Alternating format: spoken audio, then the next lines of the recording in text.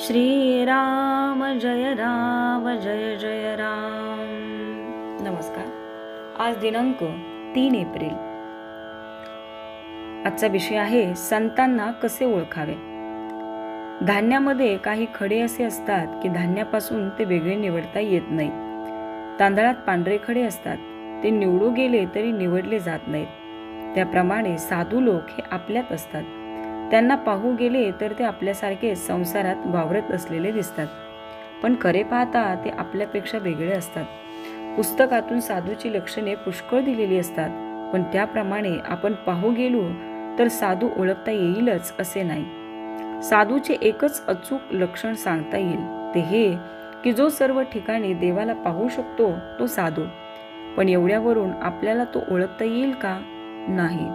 तर जेव्हा आपण साधू व्हावे तेव्हाच आपल्याला साधूला ओळखता येईल। जगात आपण कुणाचीच निंदा करू नये। आपण जेव्हा दुसऱ्याचे दोष पाहतो, म्हणजेच ते जेव्हा त्याच्याजवळ आहेत असे दिसतात, त्यावेळेस तेच दोष आपल्याजवळ सूक्ष्म रूपाने असतात असे समजावे, आणि आपण लगेच देवाला शरण जाऊन हे माझे दुर्गुण काढून टाक म्हणून त्याची करुणा भागावे। आपण जेव्हा जगात न्याय उरला नाही असे म्हणतो, त्यावेळेस आपल्याजवळ तो दोष आहे असे समजावे।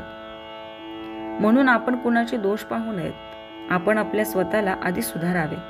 चित्तशुद्धी केल्याशिवाय आपल्या मनात सर्व ठिकाणी भगवत भाव उत्पन्न होणार नाही। म्हणून जेव्हा जेव्हा आपल्याला दुसऱ्याचे दोष दिसतात, तेव्हा आपले चित्त अशुद्ध आहे असे समजून आपण परमात्म्याची करुणा भाकून त्याला शरण जावे आणि माझे चित्त शुद्ध कर अशी त्याला विनंती करावी। असे केले म्हणजे आपले चित्त शुद्ध होत जाते आणि मग भगवंताची प्राप्ती व्हायला वेळ लागत नाही। जे मिश्रण आहे ते पचायला कठीण असते। उदाहरणार्थ भाजणी।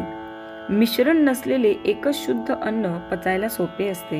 हे जसे खरे, त्याचप्रमाणे आपले अंतःकरण अगदी शुद्ध असावे, म्हणजे ते सर्वांमध्ये लवकर मिसळते। पण आपल्या अंतःकरणामध्ये स्वार्थाचे मिश्रण असल्यामुळे ते सर्वांमध्ये समरस होऊ शकत नाही। शुद्ध अंतःकरणाच्या माणसाचे चालणे हळू आणि बोलणे मृदू असते, तो सर्वांना प्रिय होतो। जगातले आपले समाधान किंवा असमाधान ज्या वृत्तीने आपण जगाकडे पाहतो त्यावर अवलंबून असते। माझ्याकरता मी नसून मी लोकांकरता आहे, माझ्याकरता जग नसून मी जगाकरता आहे, ही वृत्ती आपण ठेवावी।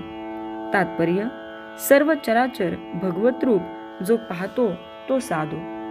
श्रीराम जय राम जय जय राम।